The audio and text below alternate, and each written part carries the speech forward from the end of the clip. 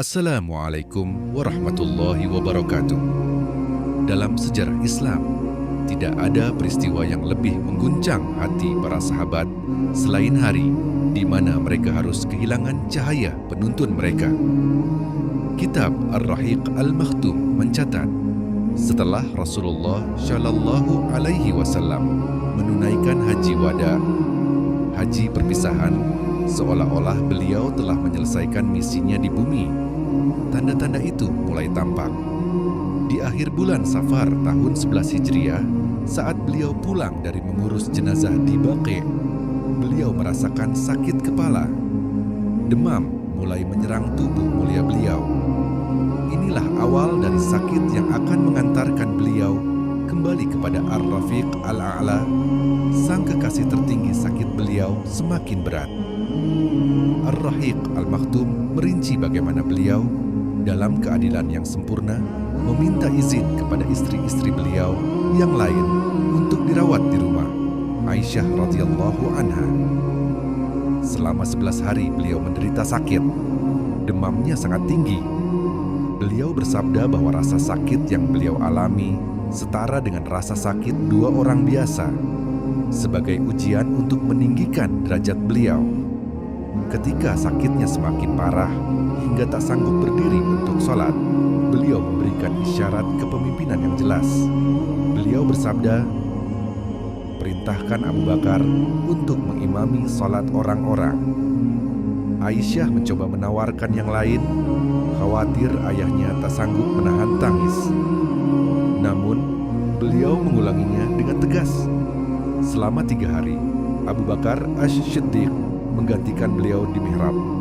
Pada hari Senin, 12 Rabiul Awal, di waktu subuh, kondisi beliau seolah membaik. Saat para sahabat sedang sholat subuh diimami Abu Bakar, Ar-Rahiq Al-Makhtum mengisahkan momen yang begitu indah. Rasulullah Shallallahu Alaihi Wasallam menyingkap tirai kamarnya.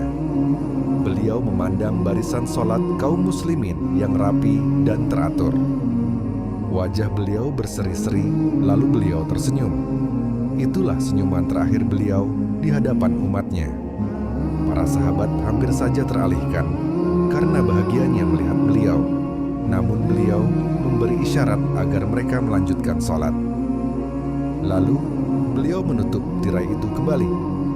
Di hari itu, beliau memberikan wasiat-wasiat terakhir. Beliau berpesan agar tidak menjadikan kuburannya sebagai berhala. Dan beliau mengulang-ulang 3 hal. Asy-syalah, asy-syalah. Jagalah salat, jagalah salat. Dan perlakukankah dengan baik orang-orang yang berada di bawah tanggunganmu, hamba sahaya pembantu. Waktu duha menjelang, sakaratul maut yang dahsyat itu tiba. Beliau bersandar di dada Aisyah. Di dekat beliau ada bejana berisi air.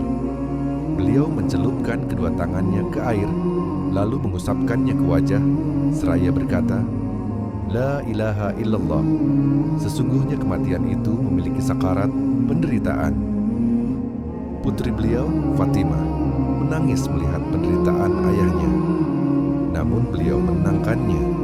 Tidak ada lagi penderitaan atas ayahmu setelah hari ini. Detik itu, beliau mengangkat pandangannya ke langit-langit. Bibir mulia beliau bergerak pelan, mengucapkan kata-kata terakhirnya. Ma'alladzina an'amta alaihim. Bersama orang-orang yang engkau beri nikmat. Allahumma Ar-Rafiq Al-A'la. Ya Allah, kepada Ar-Rafiq Al-A'la, sang kekasih tertinggi. Kalimat itu diulang 3 kali. Lalu tangan beliau terkulai.